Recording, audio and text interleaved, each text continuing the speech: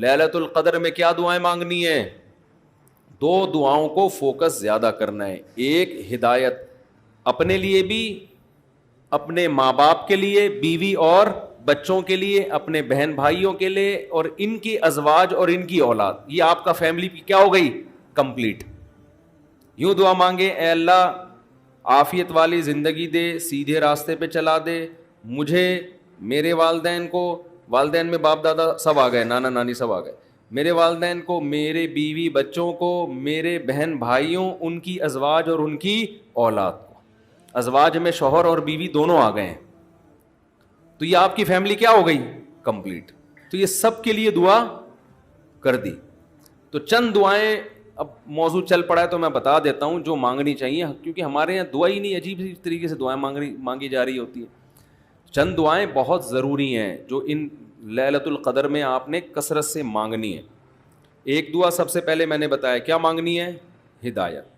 بلکہ اس سے بھی پہلے اپنے گناہوں کی مغفرت, کیونکہ گناہ دعا کی قبولیت میں آڑ بنتے ہیں. اللہ کہتے ہیں تو میری تو کچھ بھی نہیں مانتا اور اپنی مجھ سے منوا رہا ہے.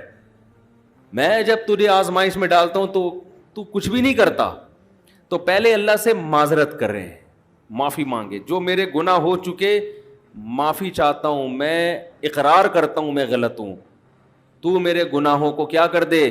معاف. یہ بار بار مانگے اللہ سے. یہی ہے انک عفو تحب العفو فاعف عنا. اور دل میں نیت کریں اللہ میں تجھ سے وعدہ کرتا ہوں آئندہ میں گناہ نہیں کروں گا. شیطان ایسے موقع پہ کہے گا ابے تو کر لے گا, تو کیوں جھوٹے وعدے کر رہا ہے؟ تو شیطان کو بولیں تو اور میں جانوں, اللہ جانے تجھے کباب میں ہڈی بن کے تجھے کیا تکلیف ہو رہی ہے.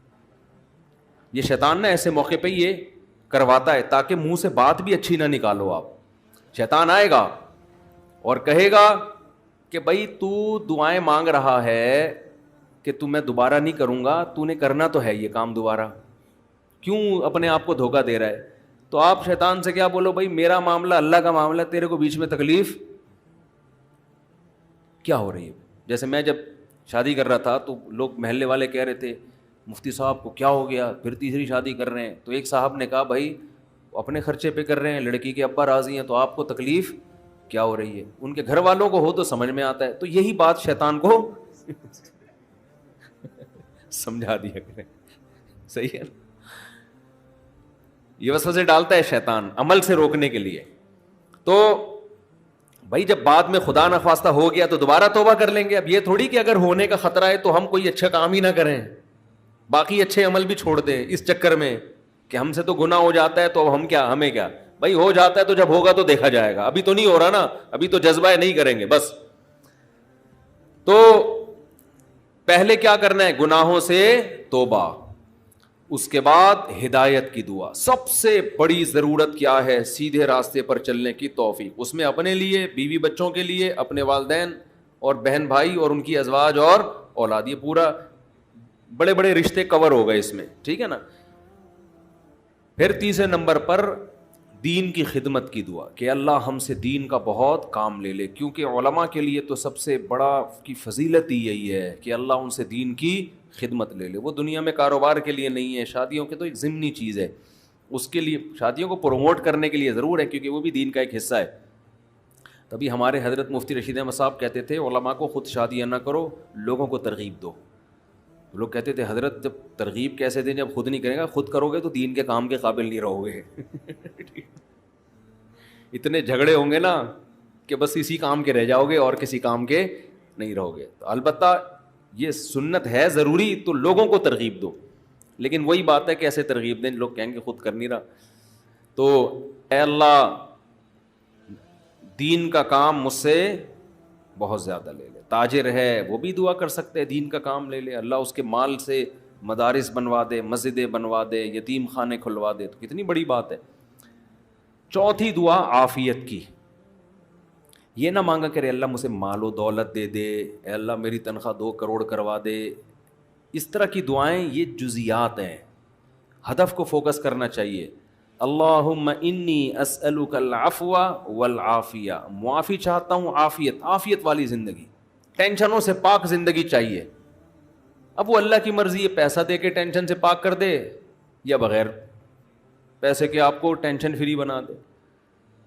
आफियत चाहिए मुझे, फी दीनी व दुनिया वल आखिरा, दीन में भी आफियत, मेरा दीन भी मुसीबतों से महफूज रहे, मेरी दुनिया भी और आखिरत भी, वफ़ी अहली व माली, मेरे घर बार भी परेशानियों से महफूज रहे, बीवी बच्चे भी, व माली, और मेरा माल भी मुसीबतों से महफूज रहे। मालों पे हलाकतें आ जाती हैं, फैक्ट्रियों को आग लग जाती है, तो ये बड़ी जामे दुआ है, समझते हो। उसके बाद एक दुआ अल्लाह से और मांग लो। शादीशुदा आदमी के लिए घर एक बड़ी टेंशन होता है ना, वो कह सकता है कि मैं अल्लाह से मुसीबत से पनाह मांग रहा हूँ, तो मुसीबतें तो मैंने घर में खुद पाली हुई हैं। शादीशुदा लोग, बाज़ लोगों की ये राय होती है, तो यूं दुआ मांगो, रब्बना हब लना मिन अज़वाजिना व ज़ुर्रियातिना क़ुर्रत आयुन, ए अल्लाह हमें हमारी अज़वाज यानी बीवियों और औलाद की तरफ से आंखों की ठंडक। ये दुआ औरत भी मांग सकती है, क्योंकि ज़ौज का लफ्ज़ बीवी पर भी और शोहर पर भी। आंखों की ठंडक दे, इनको हमारी आंखों की ठंडक बना दे, जब हम घर आएँ तो खुशी हो, मेरी वाइफ बैठी हुई है माशाल्लाह, मेरे बच्चे बैठे हुए हैं, खुशी हो। ये ना हो कि जब घर आए तो पता चला बेगम मैके गई हुई है, तो खुशी से पागल हो जाए आदमी, जैसे कि आजकल हो रहा है। आदमी का दिखाया उसकी बीवी मैके जा रही है, तो वो बड़ा परेशान ना कि यार जा रही है, कुछ अफसोस हुआ, और इधर मुंह करके खुशी से नाच रहा है, ठीक है ना। तो ये कंडीशन ना हो। ऐ अल्लाह हमारे घर वालों को और औलाद को हमारे लिए आंखों की ठंडक। आंखों की ठंडक का यहाँ मतलब यह है कि उनको नेक बना दे। उनको क्या बना दे? नेक, शरीफ, शुरफा, नमाज रोज़े में लगे हुए हों, घर जाओ तिलावत का माहौल हो, दुआओं में लगे हुए हों, तिलावत कर रहे हों, तो जिसकी फितरत सही हो उसे ये अमल देखकर उसकी आंखें क्या हो जाती हैं? ठंडी। और अगर आप घर में गए, बेगम साहिबा ड्रामा देख रही हैं, सीन चल रहा है बड़ा टाइट किस्म का ना, और बच्चे भी पबजी पे लगे हुए हैं, फिल्में देख रहे हैं, म्यूज़िक सुन रहे हैं, खुदा की कसम इससे आपकी आंखें ठंडी नहीं होंगी।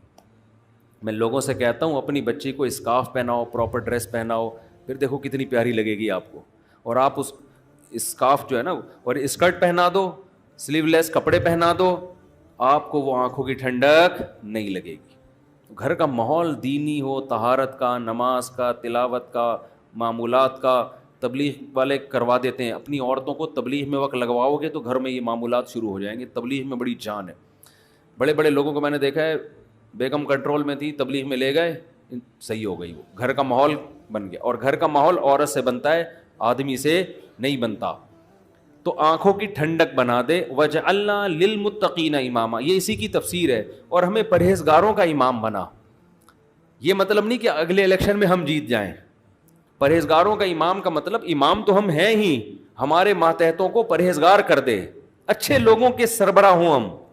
तो बीवी बच्चे आपके मातहत होते हैं ना, तो हमें उनको क्या बना दे? तू परहेजगार बना दे। तो ये दुआ भी बहुत इंपॉर्टेंट है। अल्लाह ने नेक लोगों की सिफात में ये दुआ भी बयान की है कि वो हमसे यूं दुआ मांगते हैं। और दो दुआएं और जल्दी से बता दूं, ये टॉपिक नहीं था, लंबा होता जा रहा है मुसलसल, इस पे मैं मुस्तकिल इंशाअल्लाह बयान करूंगा। दो दुआएं और लैलतुल क़द्र में, और वैसे भी मामूल बनाएं। एक दुआ ये कि जहन्नम की आग से खुलासी, बार बार कुरान ये बयान करता है, जन्नत की तलब और जहन्नम की आग से खुलासी। कुरान बार बार कहते हैं हमारे नेक बंदों के दिल में जन्नत की इतनी लालच है कि रातों को उठ उठ के अल्लाह को पुकारते हैं कि अल्लाह हमें उस जन्नत का वारिस बना दे, महरूम ना करना उस जन्नत से।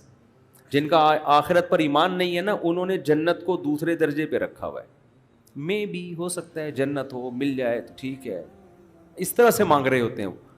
आप मुझे बताओ, दुनिया में आपको कोई ऐसा पैकेज दिया जाए कि ये कर लो तो तुम्हें फिर उसके बदले में ये मिलेगा, इसमें 1000 गज का बंगला मिलेगा, और ऐसा बंगला होगा, करोड़ों रुपए का बंगला होगा, उसमें फिर तुम्हारी बड़ी अच्छी शादी हो जाएगी, बहुत खूबसूरत बीवी मिलेगी तुम्हें, और उसमें तुम्हारी खुराक ऐसी होगी, तुम्हारी जवानी 100 साल तक रहेगी, हैं भाई, और तुम्हें जनाब करोड़ों करोड़ों रुपए की गाड़ियां मिलेंगी। यानी जन्नत के 10वें हिस्से की बात अगर हमसे की जाए दुनिया में, तो मेरा ख्याल है सारा दिन उसकी तलाश और तलब के अलावा हमारा कोई काम नहीं होगा। क्योंकि यकीन है ना, इस दुनिया को देखा हुआ है, आखिरत को देखा नहीं है। تو اللہ تعالیٰ کہتے ہیں کہ ہمارے نیک بندے راتوں کو اٹھ کے اللہ سے کیا مانگتے ہیں؟ جنت. کہ اللہ ربنا وآتنا ما وعدتنا علی رسلک، اے اللہ تو نے پیغمبروں کی زبان سے جس جنت کا ہم سے وعدہ کیا ہے وہ اس وعدے سے ہمیں محروم نہ کرنا، وہ دینا ہمیں جنت، ہم محتاج ہیں اس کے. وہ بڑی دل نشیں جنت ہے. ایسا نہ ہو کہ نیک لوگ اس میں جا رہے ہوں اور ہمیں اس سے روک دیا جائے. اس وقت یہ منظر قہر بن کے گرے گا آپ کے اوپر، یہ بہت بڑی ٹینشن ہوگی. اور جہنم کی آگ سے پناہ، ربنا اصرف عنا عذاب جہنم، جہنم کی آگ کو ہم سے دور کر دے.